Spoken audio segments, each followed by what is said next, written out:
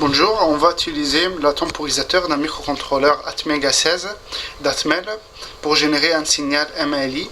On va utiliser un temporisateur de 16 bits, ça veut dire qu'il compte de 0 à 65 535.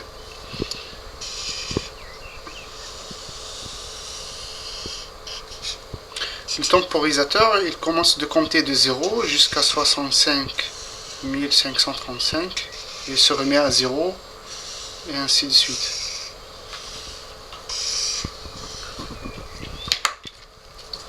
On va comparer la valeur du temporisateur avec une autre valeur choisie, par exemple 1000.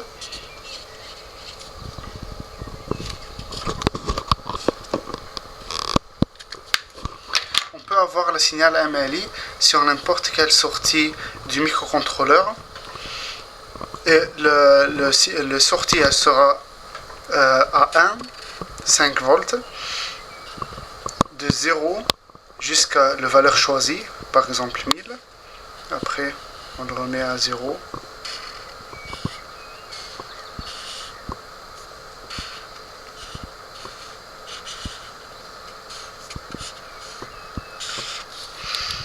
Si on choisit une autre valeur, par là, on peut varier le rapport cyclique.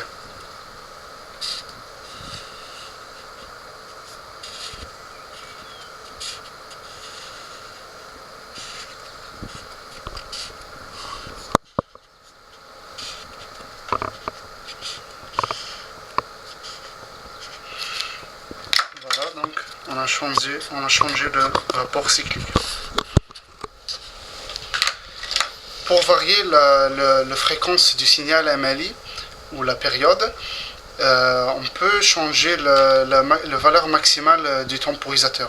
Par exemple, on peut le remettre à 0 à 30 000. Donc il va compter par exemple jusqu'à 30 000 et se remettre à 0. Comme ça, on a divisé la fréquence par 2. Excusez-moi, la période par 2. On a multiplié la fréquence par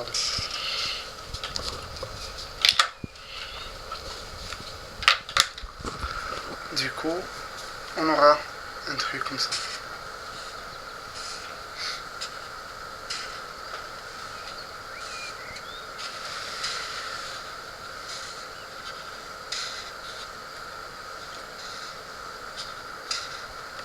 Voilà. Et il faut toujours que la valeur choisie soit plus petite, inférieure à la valeur maximale du temporisateur. Merci.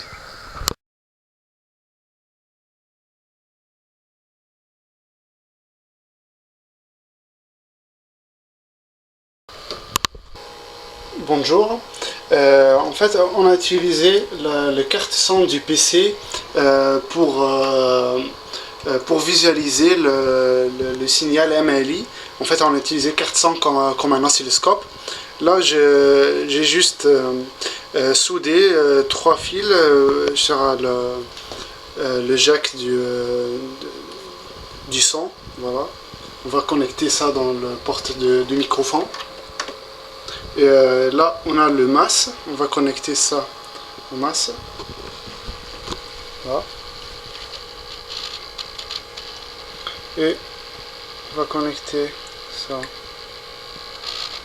pour visualiser le signal MLI. Là, on a le signal MLI. Voilà. Donc, ça marche bien d'utiliser le carte son comme un oscilloscope. Bonjour. Voici, on a utilisé le microcontrôleur Atmega 16 avec un cristal de 8 MHz pour générer un signal MLI.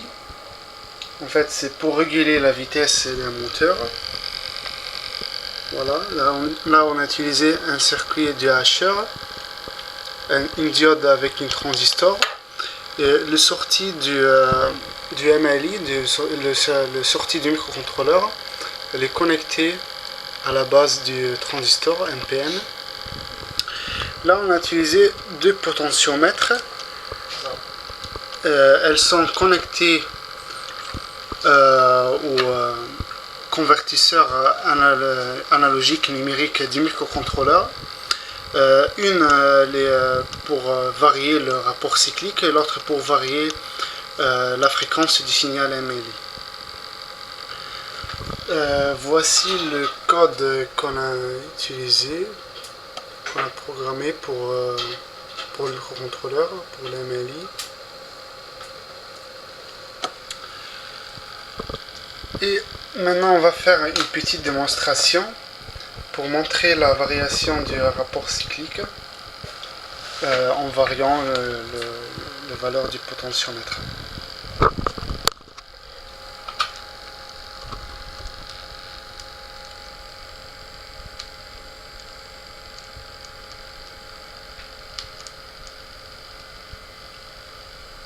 Voilà. Là on remarque l'augmentation du rapport cyclique et on augmente aussi on remarque aussi l'augmentation de la vitesse de rotation du moteur.